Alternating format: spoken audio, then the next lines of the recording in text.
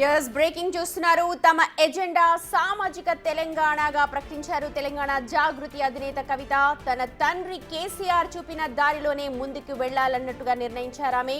అందులో భాగంగా కవులు మేధావులతో పాటు లెఫ్ట్ రైట్ వింగ్ కి అని చూడకుండా అందరినీ కలుపుకొని వెళ్తామంటున్నారు.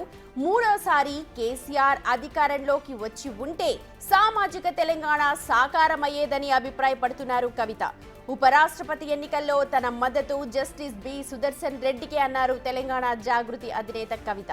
సుదర్శన్ రెడ్డి గెలవాలని కోరుకోవడం పాజిటివ్ ప్రాంతీయవాదం అవుతుందని అభివర్ణించారు కవిత.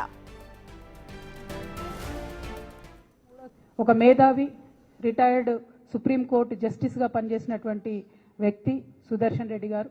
మరి అటువంటి బిడ్డకు వైస్ ప్రెసిడెంట్ ఆఫ్ ఇండియాగా ఒక కంప్లీట్ ఆపోజిషన్ పార్టీ అభ్యర్థిగా దేశంలో ఉన్నటువంటి అనేక పార్టీలు సపోర్ట్ చేసినటువంటి వ్యక్తి గెలవాలని కోరుకోవడం కూడా అది డెఫినెట్గా ఒక పాజిటివ్ ప్రాంతీయవాదం అవుతుందని చెప్పి నేను మనస్ఫూర్తిగా భావిస్తూ ఉన్నాను.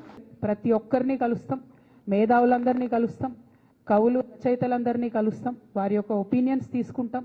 తెలంగాణలో కేసీఆర్ గారి హయాంలో జరిగినటువంటి మంచినంతటి కూడా మనం ఇంకా ఎట్లా తీసుకొని వెళ్ళగలుగుతాం, ఇంకా పరిపుష్టంగా ఎట్లా చేయగలుగుతాం, ఆనాడు చేయకుండా మిగిలిపోయినటువంటి కొన్ని పనులు ఎట్లా ఉన్నాయి, మళ్ళీ మూడోసారి గెలుచుంటే కేసీఆర్ గారు తప్పకుండా సామాజిక తెలంగాణ సాధనలో బలీయంగా కృషి చేసేవారని నేను నమ్ముతున్నాను.